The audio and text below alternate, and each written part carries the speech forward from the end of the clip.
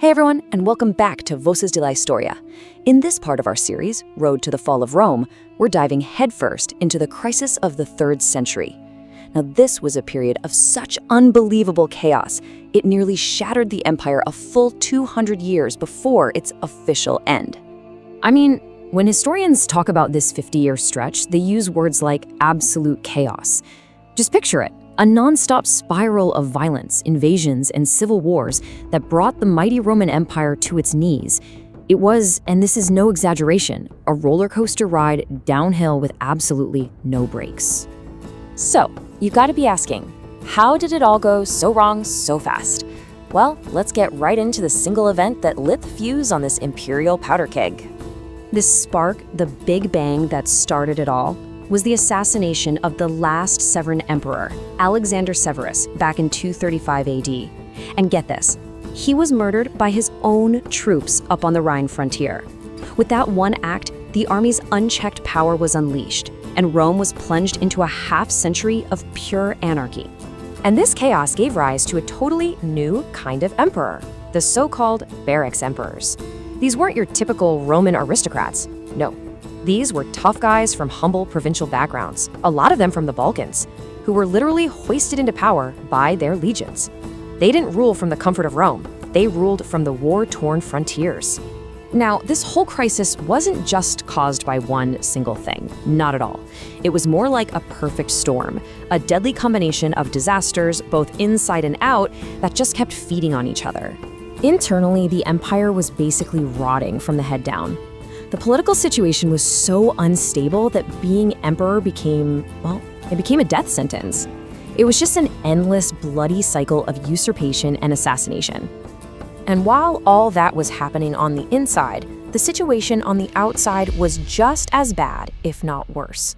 Rome was suddenly facing new, aggressive, and much more organized enemies, and they were attacking on all fronts at the same time.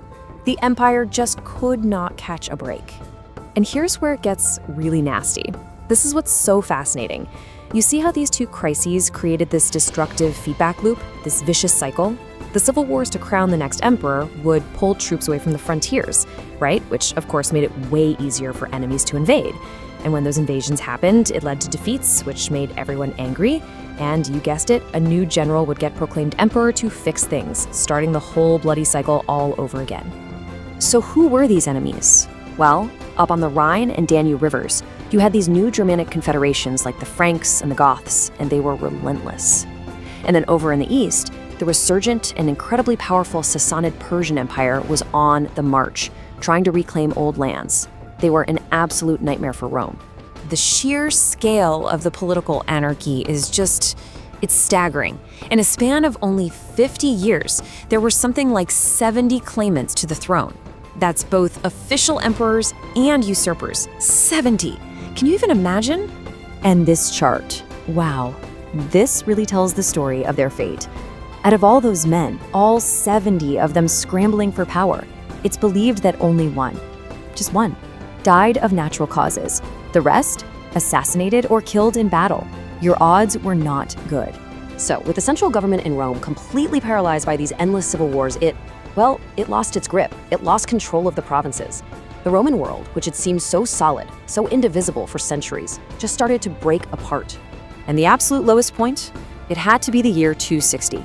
The emperor, Valerian, was actually captured in battle by the Persians. I mean, this was a catastrophic humiliation. A Roman emperor, a living god to some, taken prisoner. It was an unprecedented blow to Roman prestige, and it created this massive power vacuum that just sped up the whole disintegration. And as a direct result of that chaos, the empire shattered into 3 pieces. You had the Gallic Empire in the west and the Palmyrene Empire in the east. Now, it's important to understand, these weren't really independence movements, they were more like emergency regional responses. The local leaders basically said, hey, if Rome can't protect us, we'll protect ourselves. And they took over the defense that the central government just couldn't provide anymore. But just when it looked like Rome was completely done for, on the absolute brink of collapse, a new series of those tough-as-nails soldier emperors emerged. And one of them, in particular, would earn himself a truly legendary title, That man was Aurelian. He was another general from the Balkan provinces, and he possessed just an extraordinary talent for both war and administration. And in an incredibly short reign of only 5 years, he earned the name Restaurator Orbis, the restorer of the world. His reign was just a whirlwind of activity. First, he marches east and defeats the formidable Queen Zenobia of Palmyra. Then, he immediately pivots, marches west, and reconquers the Gallic Empire. And just like that, in the blink of an eye, the empire was whole again. But maybe his most lasting legacy, the thing you can still see in Rome today, is a monument to a new, terrifying reality. For centuries, you see, the Romans believed their true walls were their legions on the frontiers. But Aurelian built massive new walls around the city of Rome itself. It was a clear, unmistakable sign that for the first time in hundreds of years, the heart of the empire was no longer safe.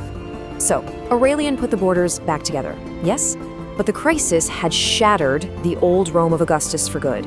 The empire he saved wasn't the same one that entered the crisis. From the ashes, something new was being born. Which brings us to the crucial question, right? Did Rome ever really go back to the way it was before all of this? And the answer is a definite, resounding no. The crisis was a painful metamorphosis. The old system, the Principate of Augustus, was dead. In its place rose the dominant, a much more autocratic, more militarized system. Real power didn't lie with the Senate anymore. It wasn't even in the city of Rome. Power was now with the army, with a massive imperial bureaucracy, and in those frontier cities where the defense of the empire was being managed. And it was the Emperor Dioclecian who, starting in 284, took all of these emergency reforms and cemented them into a whole new system of government called the Tetrarchy. He's the one who officially brought the crisis to an end and really kicked off the era of the late Roman Empire. You know, for the people who actually lived through this, people like Bishop Cyprian of Carthage, it must have truly felt like the end of the world. He wrote that the world itself had grown old, that it just didn't have its old strength anymore, that everything was winding down to its inevitable end. But it wasn't the end. Not yet. It was a brutal, bloody transformation, for sure. But it was that very transformation that allowed the old, cunning wolf that was Rome to survive for another 200 years in the West and over 1,000 more in the East. It survived, but it was forever changed.